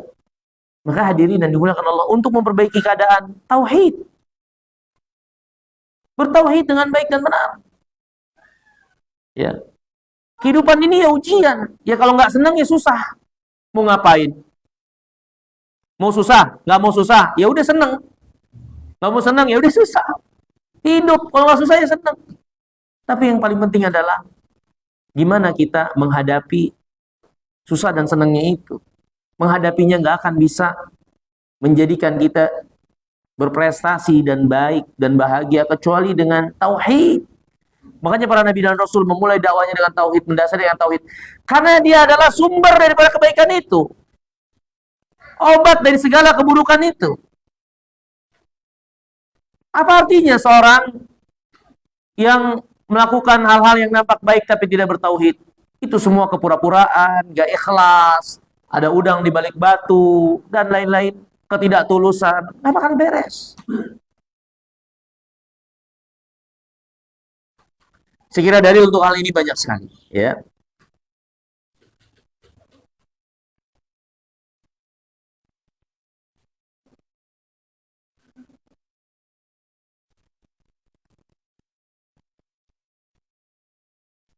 Menarik di sini perkataan Syekhul Islam Ibn Taimiyah rahimahullah dibawakan oleh penulis. Wa hadza fil Qur'an fi mawadhi' ukhra.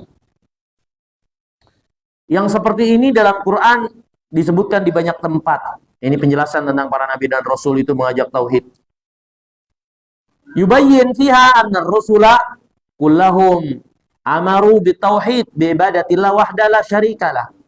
Wa nahau an ibadati syai'in minal makhluqat siwah aw ittikhadahu ilahan. Al-Quran banyak menjelaskan seluruh rasul semuanya memerintahkan pada tauhid. Memerintahkan untuk beribadah hanya kepada Allah dan melarang dari beribadah kepada selain Allah dari makhluk-makhluk itu atau menjadikan mereka sesembahan selain Allah. Kemudian kata beliau, wa yukhbir, dan Al-Quran pun mengabarkan ana ala sa'adah hum ahlu tauhid. Orang yang bahagia adalah orang yang bertauhid, bukan yang lainnya. Yang nggak bertauhid nggak akan menemui kebahagiaannya. Kalaupun nampak mereka tertawa, itu semua semu. Itu hanya berpindah dari satu kemumet dan ruwetan ke keruwetan lainnya. Ya, itu bukan kebahagiaan. Kamuflase dan dusta. Yang tauhid itu yang benar dan jujur. Orang yang bahagia orang yang bertauhid. Nggak bertauhid nggak bakal bahagia. Mau dia punya harta, mau dia punya pasangan, mau dia punya anak, mau dia punya rumah. Kalaupun dikatakan bahagia itu sifatnya semu. Dan hanyalah berpindah dari satu masalah ke masalah lainnya. Ya. Apalagi kalau kita bicara kelanggengan kebahagiaan itu, nggak ada kecuali pada orang yang bertauhid. Wa anal musyrikin, Hum ahlus syaqawah. Orang musyrik itu orang-orang yang berada dalam kebinasaan, hidupnya susah sempit, merana, tersiksa, ya, dipenuhi rasa takut, ya, dipenuhi rasa takut, mereka dipenuhi kekhawatiran-kekhawatiran, mereka mengkhawatirkan masa depan, mereka nanti begini, nanti begitu, takut mereka. Mereka dipenuhi rasa takut masa yang lalu, ya, dan keadaan mereka ketika hidup pun mereka diliputi oleh kesempitan-kesempitan, tekanan-tekanan. Orang yang berbuat syirik. Orang yang berbuat syirik. Makanya akhirnya banyak hal-hal yang di luar nalar dan akal sehat dikerjakan oleh mereka. Itu adalah bahasa ungkapan rasa takut yang mereka sembunyikan, yang akhirnya keluar dengan perbuatan-perbuatan mereka yang aneh-aneh dan gak jelas, ya, perbuatan-perbuatan konyol, ya, melukai diri, ya, kemudian lakukan sesaji-sesaji gak jelas, ya, pokoknya luar akal sehat lah, ya. Itu adalah pelarian daripada rasa takut itu, yang akhirnya membawa kepada kebodohan, rasa takut yang gak benar. Makanya orang yang binasa, lihat bagaimana mereka sampai ada persembahan-persembahan dengan membunuh anaknya, ya, dan perbuatan-perbuatan nista lainnya. Mereka orang yang paling celaka. Makanya benar ketika Allah mengatakan, dulu sebelum diutusnya Rasul, orang musyrikin la fi dhalalin mubin, benar-benar dalam kesesatan yang jelas, nyata. Mereka bunuh anak mereka hidup-hidup yang perempuan karena takut miskin, ya. Mereka buat tuhan-tuhan mereka sendiri dari makanan. Kalau lagi kesel, maka makan makanannya itu. Tuhan mereka sendiri mereka makan, ya. Mereka menyembah sesuatu yang nggak mendengar, nggak melihat, dan malah menaruh rasa takut kepadanya. Mereka termenung dan tertegun di depan benda-benda mati, atau yang mereka gerakin sendiri, panggil-panggil gini. Apa artinya coba? Patung atau rupaka-rupaka yang mereka buat sendiri, ya, mereka gerakin pakai baterai. Terus mereka termenung, tertegun di depannya, dan meyakini kalau itu mendatangkan keberuntungan. Apa artinya? Mereka yang lebih beruntung dan bawa keberuntungan daripada benda mati itu. Dan benda itu digerakkan oleh mereka. Aneh kan, di luar akal sehat. Ya. Makanya orang yang bertauhid itu sebetulnya harus banyak bersyukur kepada Allah. Diselamatkan dari kepekatan, kegelapan kesyirikan itu. Pekat. Ya, dulu para sahabat kalau mengenang perilaku mereka yang sebelum masuk Islam, mereka suka ketawa sendiri. Kok bisa ya? Dulu sampai kayak gitu. Ya. Sehingga mereka sangat bersyukur nikmat Islam, nikmat tauhid ini benar.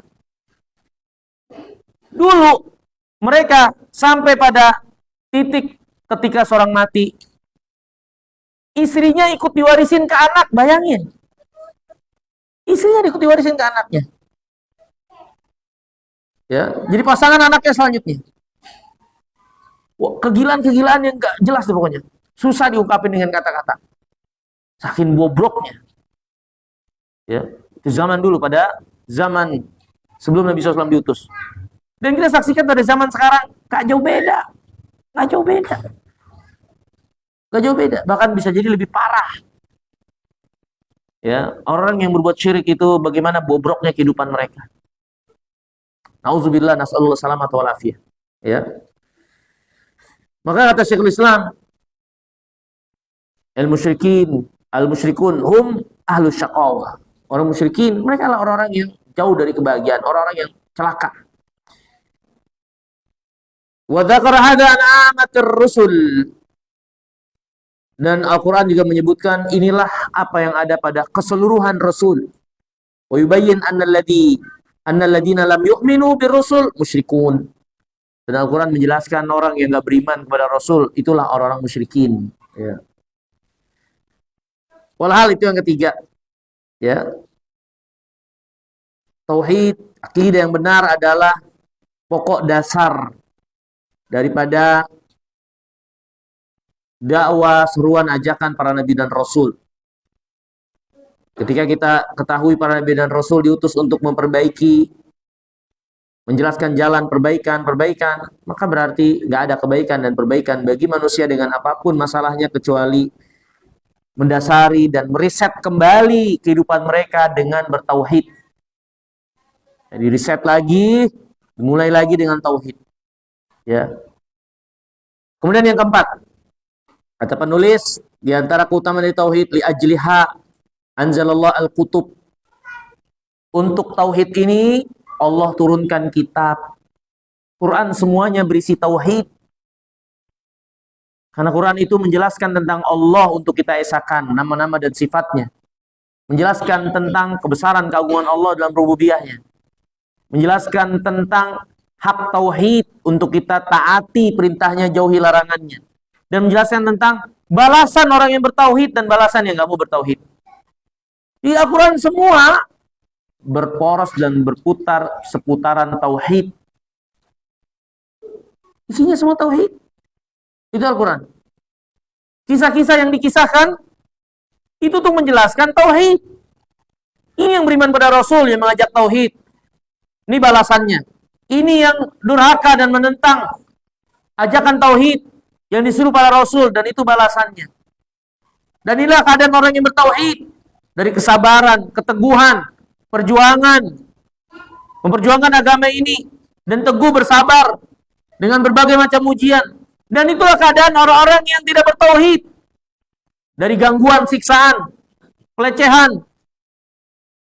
Dan apa yang akan mereka dapatkan pastinya dari Allah. Semua berputar, berkisar ya tentang tauhid. Gak keluar dari itu. Ya.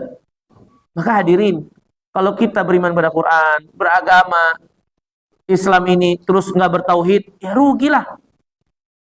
Apa artinya Islam kalau kita nggak bertauhid kalau gitu? Rasul diutus untuk tauhid, Al-Quran diturunkan untuk tauhid, kita diciptakan untuk tauhid.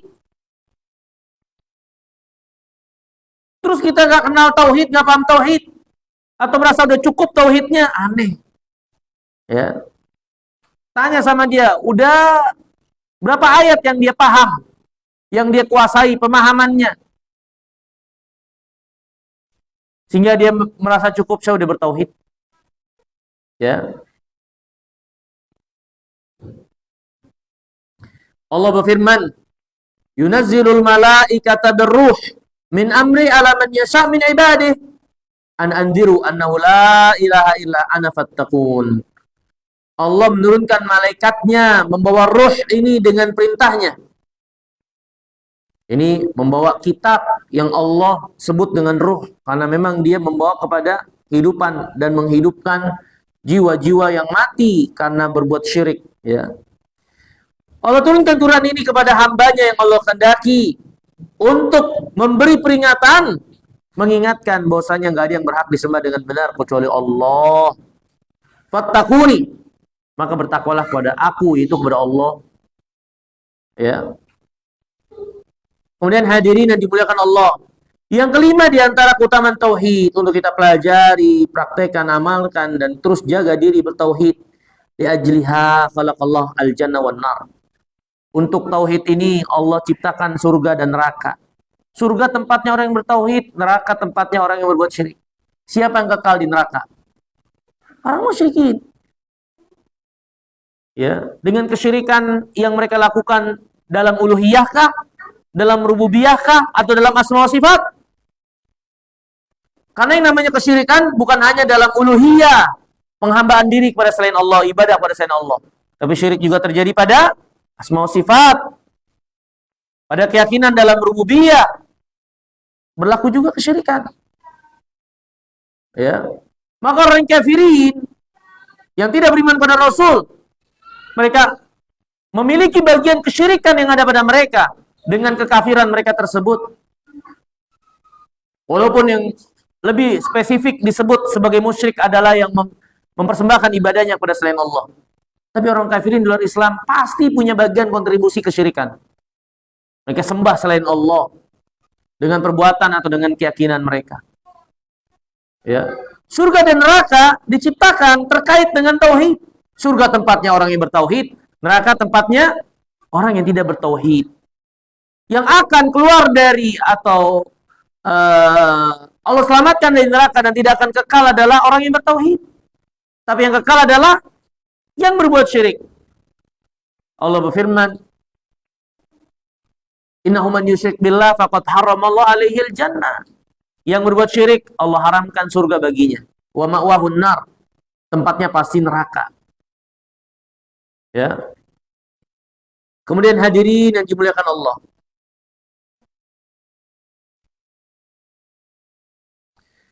Yang keenam kata penulis, li'ajliha aqamallahu ad-dunya. Untuk tauhid ini Allah tegakkan dunia.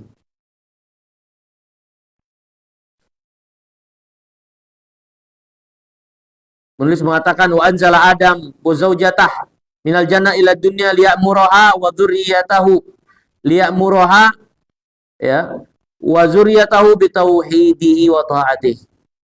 Allah turunkan Adam dan istrinya dari surga ke dunia untuk mengisi dunia ini, memakmurkan beserta keturunannya dengan tauhid dan taat kepada Allah. Allah berfirman, "Fa imma yatiyannakum minni hudan faman tabi'a hudaya fala yadhillu wa la yashqa." Allah berfirman kepada Adam, nanti kalau udah turun ke dunia, Allah turunkan hidayahnya, siapa yang mengikuti hidayah itu, dia nggak akan sesat, nggak akan celaka. Hidayah Allah apa yang lebih besar daripada tauhid? Allah utus Rasulnya, turunkan kitabnya. Ya, maka Adam, Hawa turunkan ke dunia, memakmurkan dunia yang memang Allah ciptakan untuk hidup di dunia ini. Sebagaimana Allah berfirman kepada para malaikat, "Inni ja'ilun fil ardi khalifah." Aku akan jadikan di muka bumi ini generasi atau umat yang akan saling menggantikan satu dengan yang lainnya, memakmurkan dunia ini. Ya. Dan itu adalah untuk mentauhidkan Allah, taat kepadanya. Ya.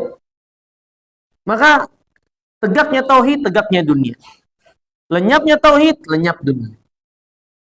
Kira-kira kita tahu tegaknya yaumul qiyamah itu ketika satu keadaan di dunia ini nggak ada lagi yang menyebut Allah. Ya, sebagaimana dikatakan oleh Nabi yang mulia alaihi wasallam. Hari kiamat tegak, nggak ada lagi di dunia ini ketika tidak ada lagi di dunia ini yang menyebut Allah Subhanahu wa taala. Ya. Kemudian hadirin yang dimuliakan Allah. Di antara keutamaan tauhid, hiya awwalu wajibin yajibu 'alal ibad. Dia adalah kewajiban yang pertama dan mendasar yang Allah bebankan kepada hamba. Ya. Pertama dan dasar. Kita ini hidup ada tanggung jawab. Tanggung jawab yang paling besar dari kehidupan kita yang wajib adalah bertauhid. Maka perhatikan tanggung jawab ini. Anak tanggung jawab kita, istri tanggung jawab kita. Tapi tanggung jawab yang paling besar yang Allah bebankan kepada kita adalah tauhid. Maka kita harus tahu bagaimana kita bertauhid. Dan nggak diizinkan, nggak diperkenankan untuk tidak bertauhid. Ya. Kemudian hadirin yang dimuliakan oleh Allah Subhanahu wa taala. Makanya Allah berfirman kepada kita sekalian dalam surah Muhammad, "Fa'lam annahu la ilaha illallah." Berilmulah kalian, enggak ada yang berhak disembah dengan benar kecuali Allah. Kita berkewajiban untuk bertauhid, maka kita harus paham apa itu tauhid. Kita harus tahu kenapa bertauhid. Karena kalau kita ditanya, kenapa hanya Allah yang berhak kita sembah? Kenapa kita hanya menyembah Allah? Kita harus punya ilmu. Mengokohkan diri kita, alasan kuat dari Allah, dari Rasulnya, yang menjadi dasar, ya saya memang harus nyembah Allah. bukan selain Allah. Kenapa? Ya karena Allah perintahkan begini, karena Rasul perintah begini. Dan karena Allah seperti ini dan seperti itu. Ada alasannya. Ada argumentasinya. Bukan sekedar ikut-ikutan saja. Yang akhirnya tidak terpatri dan tidak beragama dengan yakin. Kalau kayak gini gimana selamat? Karena ini berarti nggak mempertanggungjawabkan beban yang dibebankan oleh Allah dengan baik. Kalau yang seperti ini pasti akan ragu dan rapuh. Ya, Nabi SAW menjelaskan orang yang di dalam kubur, ya, di antara pertanyaan yang dikemukakan kepadanya, ada orang yang ketika dipertanyakan man rabbuk wa madinuk wa man hadzal ladzi ursila ilaik. Apa jawabannya? Apa-apa? La adri, saya nggak tahu. Sami'tun nas yaquluna syai'an faqultu. Saya hanya dengar orang-orang ngomong kayak gini, saya ikut saja. Saya nggak tahu. Ya, hadirin, Allah kewajiban yang paling wajib, yang mendasari seluruh kewajiban adalah tauhid. Maka kita harus tahu. Mendasari itu dengan ilmu. Dan Allah perintahkan kita, fa'lam, berilmulah kalian. Bahwasanya nggak ada yang berhak disembah dengan benar kecuali Allah. Allah memuji orang-orang yang berilmu dengan persaksian mereka nggak ada yang berhak disembah dengan benar kecuali Allah. Dan yang Allah puji orang yang berilmu. Syahidallah annahu la ilaha illa huwa wal malaikatu wa ulul ilm qa'iman bil qist. Allah bersaksi, malaikat bersaksi, nggak ada yang berhak disembah dengan benar kecuali Allah. Begitu juga orang yang memiliki ilmu. Maka berilmu tentang tauhid. Sehingga seorang tegak dengan baik, mengikrarkan, menyaksikan, ya, bersaksi Allah yang berhak disembah. Itu adalah suatu kemuliaan. Karena Allah menjadikan orang yang berilmu seperti itu ikut menjadi saksi apa yang Allah persaksikan. Dan gak ada yang lebih besar persaksiannya dari Rabbul Alamin. Dan Allah ikut sertakan mereka, orang yang berilmu itu, dengan persaksian yang sama. Bukankah ini suatu kemuliaan? Apa yang dipersaksikan? Tauhid. Ya. Maka sudahkah kita berada pada keadaan ini, mendasari dan mengilmui kenapa Allah satu-satunya yang berhak disembah, dan melakukan itu dengan penuh keyakinan tanpa keraguan. Ya. Apalagi Allah perintahkan kita untuk berilmu untuk itu. Kemudian hadirin yang dimuliakan Allah. Di antara keutamaan dari tauhid, mempelajarinya dan mengamalkannya, hiyal fitrah allati fatarallah an-nasa 'alaiha. Dia adalah fitrah yang Allah fitrahkan manusia di atasnya. Soal pertanyaannya, apa itu fitrah? Apa sih yang dimaksud dengan fitrah? Apa yang dimaksud fitrah? Fitrah Islamiyah itu adalah definisi fitrah dari sisi dari sisi hal-hal yang menjadikan fitrah. Ya. Tapi fitrah itu sendiri apa? Hah? Suci. Ya, secara bahasa. Fitrah suci ya. Zakat fitrah, zakat suci dong. Apa fitrah? Fitrah adalah keadaan terbaik semestinya yang menjadi keadaan sesuatu. Itu fitrah. Keadaan terbaik dan semestinya yang menjadi keadaan sesuatu ketika mereka ada dan diciptakan. Ya. Nah, dalam Islam itu fitrah. Karena dia adalah jalan dan keadaan yang menjadikan manusia berada pada keadaan yang semestinya dan ideal. Ya. Nah, hadirin yang dimuliakan oleh Allah. Fitrah itu tadi kita pahami dia adalah keadaan terbaik, ideal dan semestinya yang menjadi keadaan sesuatu. Fitrah terbagi dua. Fitrah lahir, fitrah batin. Fitrah lahir ini seperti sabda Nabi, sunanul fitrah. Sunah-sunah fitrah tahu? Sunah-sunah fitrah, kata Nabi SAW, sunah fitrah ada 10. Di antaranya apa? Kuku, ya, memendekkan kumis, khitan, terus mencukur rambut kemaluan, ya, menghilangkan eh, rambut ketiak, kemudian apa lagi? Stinsyak, menghirup air ke hidung, kemudian apa lagi?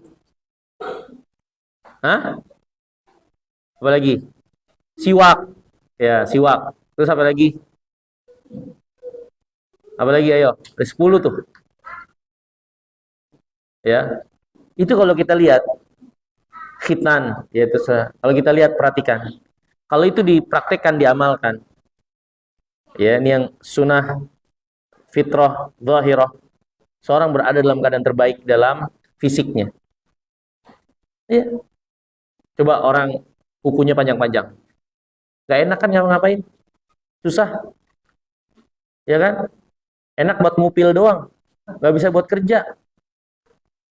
Ngetik susah, nanti lagi tidak konsen, apa, putus, ya, tangannya malah luka atau mungkin melukai orang lain.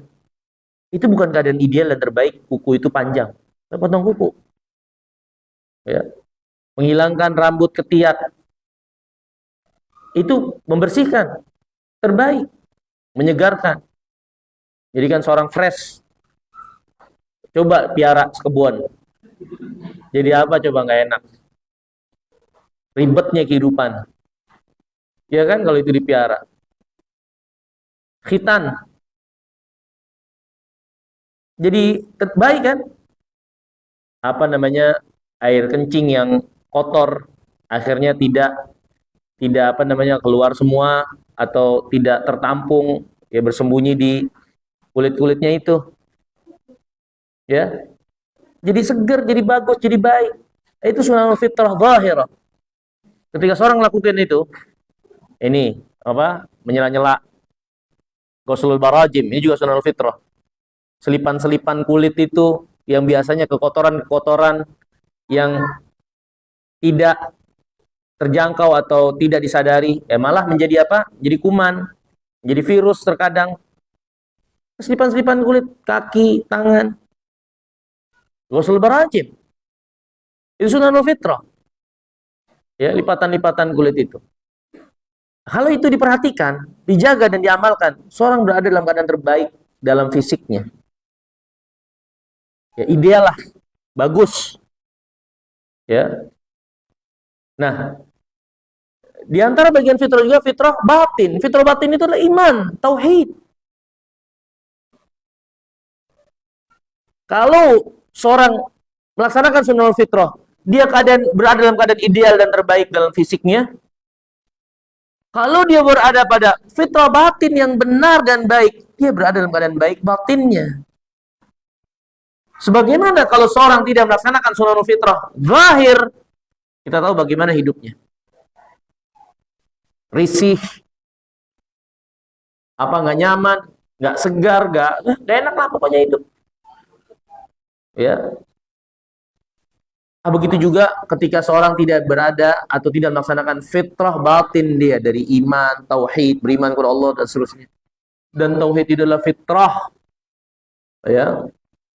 Allah berfirman, "Fa'aqim wajhaka lid-dini hanifan." Hadapkan wajahmu pada agama yang lurus ini. Hanif itu lurus bertauhid serta tidak berpaling menoleh kepada syirik. Itu hanif, lurus bertauhid, ya, serta meninggalkan dan berpaling daripada syirik. Maka hadapkan wajahmu pada agama yang hanif, yang bertauhid itu. Fitratallahi allati fataranas 'alaiha, sebagai fitrah yang Allah ciptakan manusia di atas fitrah ini. Ya, la tabdila li khalqillah. Tidak ada perubahan pada penciptaan Allah. Allah ciptakan manusia di atas fitrah ini. Seorang anak manusia, kalau mereka tidak diganggu, tidak dipengaruhi faktor-faktor eksternal, terlahir, dibiarkan, mereka akan mentauhidkan Allah. Tapi karena ada faktor eksternal, orang tuanya yang Yahud, Nasara, ya akhirnya membuat mereka jadi menyeleweng. Nabi SAW bersabda, Allah berfirman, "Khalaqtu ibadi hunafa fajtalat humus syaitan." Aku ciptakan hamba-hambaku hanif, lurus bertauhid. Syaitan yang menyimpangkan mereka. Dan fitrah itu adalah tauhid. Ya. Dan ternyata fitrah itu bisa berkurang. Bisa berkurang. Kayak seorang kukunya memanjang, maka harus dipotong. Rambut-rambut yang minta dipotong, diperintahkan dipotong, itu bisa memanjang, maka dipotong, dijaga. Maka tauhid juga perlu penjagaan. Ya, dia bisa berkurang, fitrah itu bisa tergerus. Ya, dan ketika seorang berada dalam keadaan fitrah, dia berada dalam keadaan terbaik, ketenangan, segaran dan seterusnya. Dan tauhid itu adalah fitrah, ya. Kemudian hadirin yang dimuliakan Allah, banyak lagi ya. Dari keutamaan tauhid ini, terakhir yang bisa kita sebutkan, la tuqbal al-a'mal illa idza sahatil aqidah. Amal itu enggak akan diterima kecuali akidah itu sahih, benar. Maka penting kita belajar tauhid, belajar akidah yang benar. Karena amal itu tolak ukur penerimaannya diantaranya adalah benarnya akidah. Abdullah bin Umar pada zamannya sudah dilaporkan ada orang yang enggak beriman pada takdir. Orang itu mengatakan semua ini terjadi tanpa ada takdir sebelumnya. Ya, ini belum ditakdirkan, sudah semua ini terjadi, manusia yang menciptakan atau mengadakan perbuatannya. Ya, nggak ada ketetapan-ketetapan terdahulu yang mendahului dia, nggak ada takdir. Dia nggak percaya takdir. Ya, itu zaman Ibnu Umar. Ibnu Umar mengatakan kepada orang yang mengadukan ada orang yang seperti itu, katakan kepada mereka kalau Ibnu Umar berlepas diri dari mereka dan mereka berlepas diri dari apa yang ada pada Ibnu Umar. Katakan kepada mereka, kalau mereka punya emas seberat gunung Uhud, mereka infakkan semuanya. Allah nggak akan terima sampai mereka beriman pada takdir. Ya.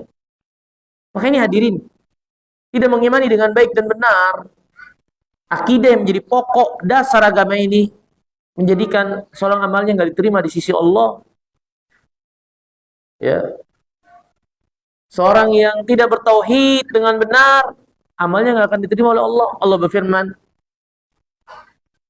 "Faman kana yarju liqa'a rabbih falyamal amalan salihan wa la yusyrik bi ibadati rabbih ahadan." Siapa yang berharap perjumpaan dengan Allah dalam keadaan yang benar, yang baik, maka hendaklah dia beramal saleh dan jangan berbuat syirik, menyekutukan Allah sedikit pun juga. Orang yang nggak beriman kepada takdir punya kontribusi kesyirikan. Makanya Nabi mengatakan, Al-Qadariyah majus hadhil ummah. Qadariyah yang nggak beriman pada takdir itu majusinya umat ini. Nabi katakan mereka sebagai majusi. Dan majusi keyakinan mereka, di alam ini ada dua penguasa yang menguasai kegelapan dan cahaya. Itu majusi. Maka orang Qadariyah punya kesamaan dengan majusi dalam kesyirikan ini. Mereka dengan tidak beriman pada takdir, seolah ingin mengatakan ada selain Allah yang punya pengaruh bagian menetapkan sesuatu dari perbuatannya di luar apa yang Allah kehendaki. Ya. Ini berarti menyamakan apa yang ada pada makhluk dengan apa yang menjadi kebesaran kekuasaan Allah dalam ketetapan, keputusan, kehendak, takdir terkait dengan itu. Makanya dikatakan Qadariyah majusinya umat ini. Seolah-olah dengan ketiadaan imannya kepada takdir itu, dia ingin menyatakan ada sekutu bagi Allah dalam menetapkan sesuatu. Ada selain Allah yang ikut menetapkan sesuatu. Allah nggak ada urusan dalam keadaan ini semua, dalam menetapkan takdir. Ya. Nah, ini hadirin yang dimuliakan Allah Subhanahu wa taala.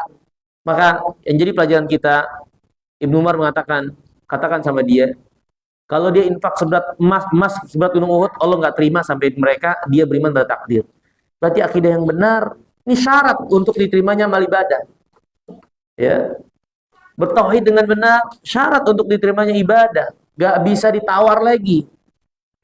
Terus saya tawar lagi, yang menyekutukan Allah, amalnya nggak diterima. Wala yusyrik bi ibadati rabbih ahadan.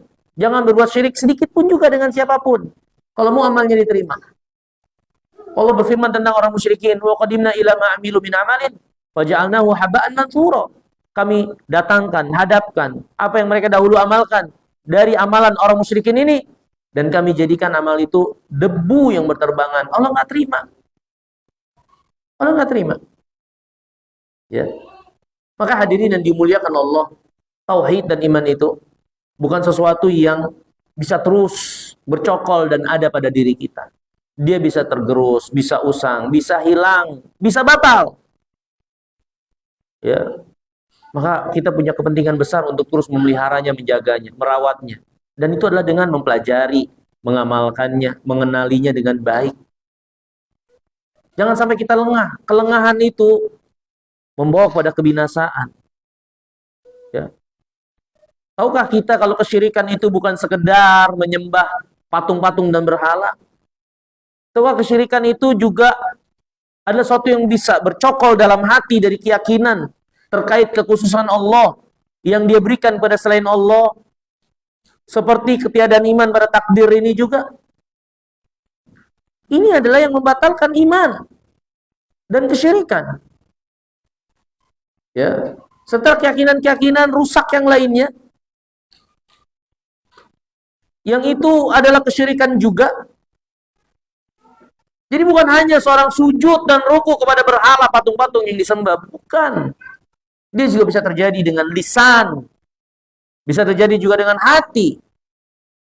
Sehingga kalau seorang merasa, ya saya sudah Islam, sudah cukup bertauhid, nggak perlu lagi mempelajarinya, yang penting saya nggak menyembah berhala, dia nggak kenal tauhid. Orang yang paling bertauhid justru adalah orang yang paling takut syirik. Dan bukan main-main. Yang ditakuti dari kesyirikan adalah kesyirikan yang nyata. Yang mungkin sebagian orang Islam merasa, itu mah nggak bakalan saya lakukan. Allah berfirman tentang Nabi Ibrahim.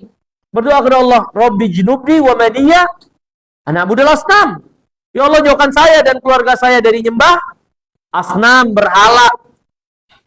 Yang mungkin disepelekan sebagian orang yang menyandarkan diri kepada Islam. Saya nggak mungkin lah nyembah berhala, saya juga tahu itu. Tapi menarik buat kita, kenapa Ibrahim sampai berdoa, jangan sampai dia nyembah berhala.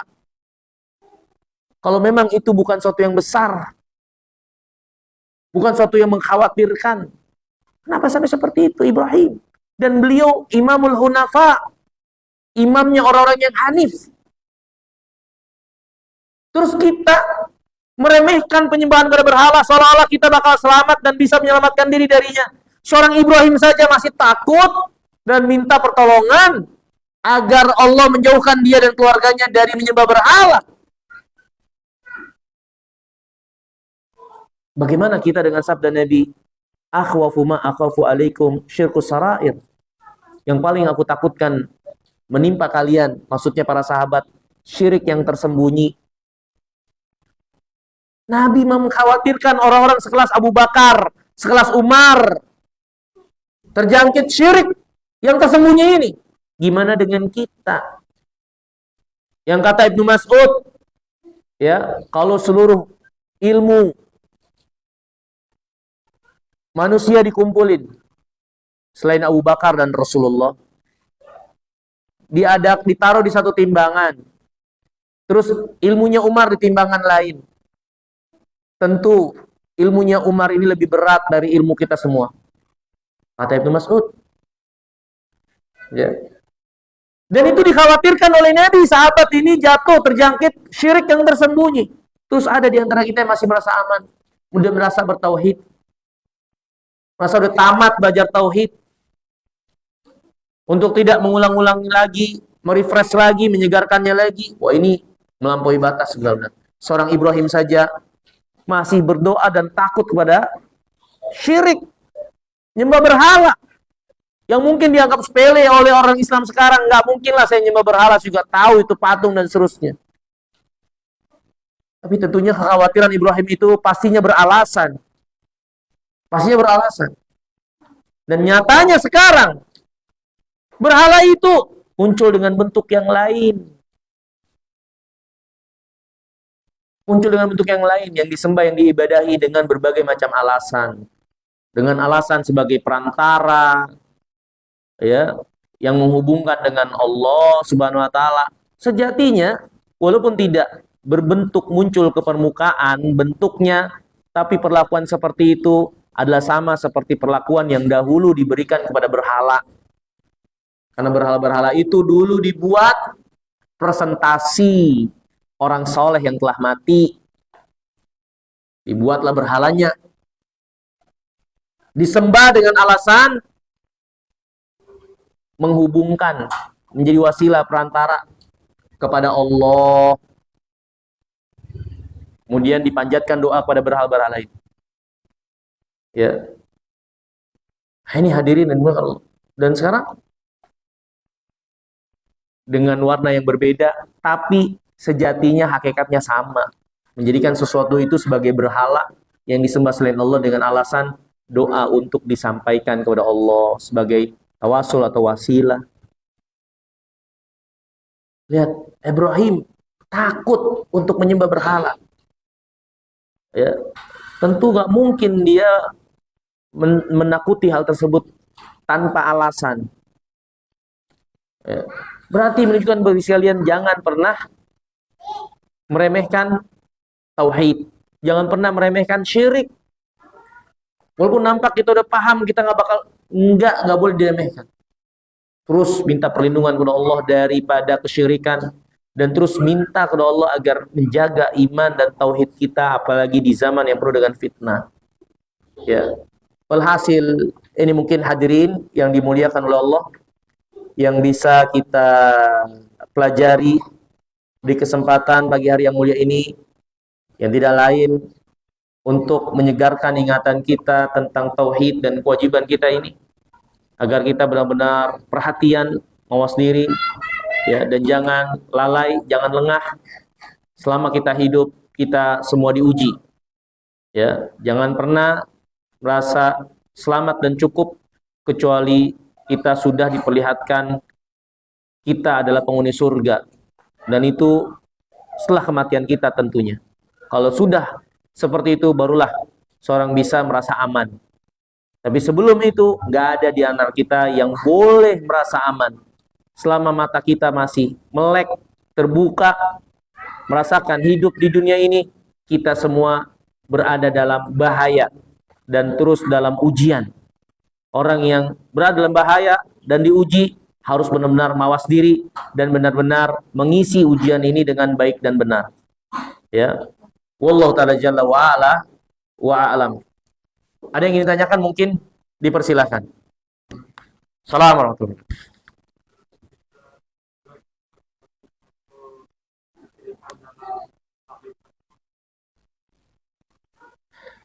Contoh kesyirikan dalam tauhid asma sifat diantaranya, seorang meyakini ada selain Allah yang tahu perkara gaib.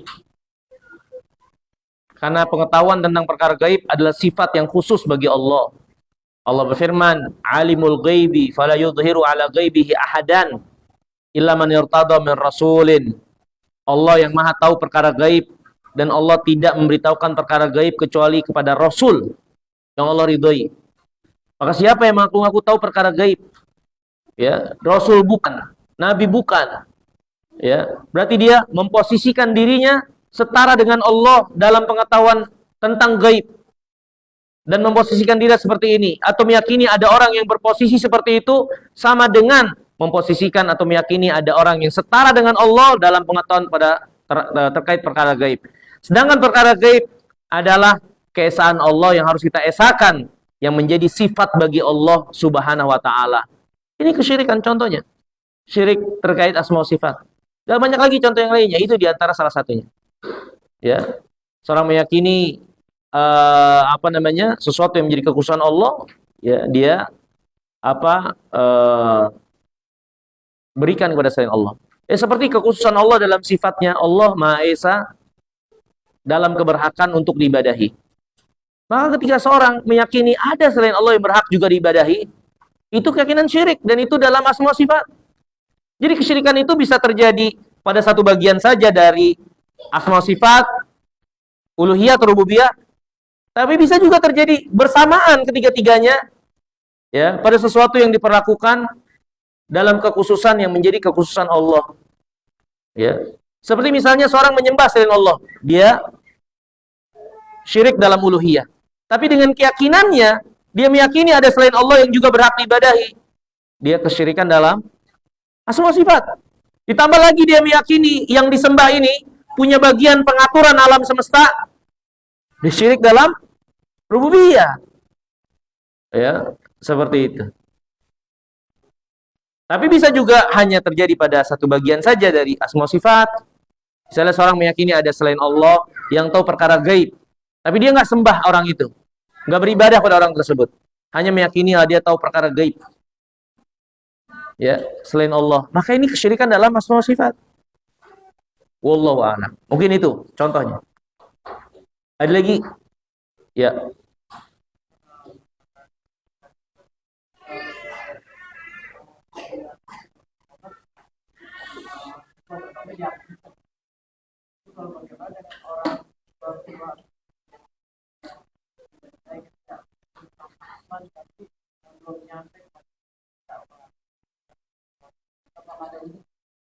Ya, Allah yang akan menghisab mereka. Perkara lahiriah, keislaman mereka, kita nggak tahu tentang keadaan mereka. Ya kita harapkan kebaikan dari Allah. Tapi keadaan mereka sesungguhnya kita serahkan sama Allah. Allah pastinya nggak akan menyia-nyiakan kalau memang ada suatu untuk menjadi udzur untuk mereka, diberikan udzur itu oleh Allah, pastinya nggak akan sia-sia. Apalagi mereka sudah lewat, ya sudah. Kita hukumi saja menurut apa yang nampak lahiriah yang ada pada mereka. Ya, seperti itu. Tapi apa namanya?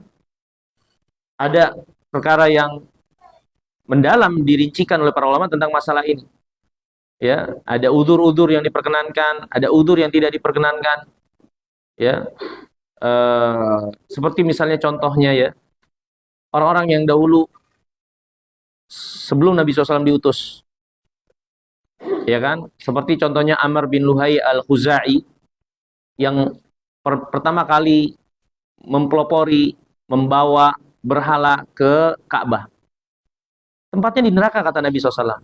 Padahal mungkin dia membawa dan melakukan itu sebelum Nabi SAW diutus. Tapi ternyata dia nggak dapat udzur. Ternyata dia nggak dapat udzur.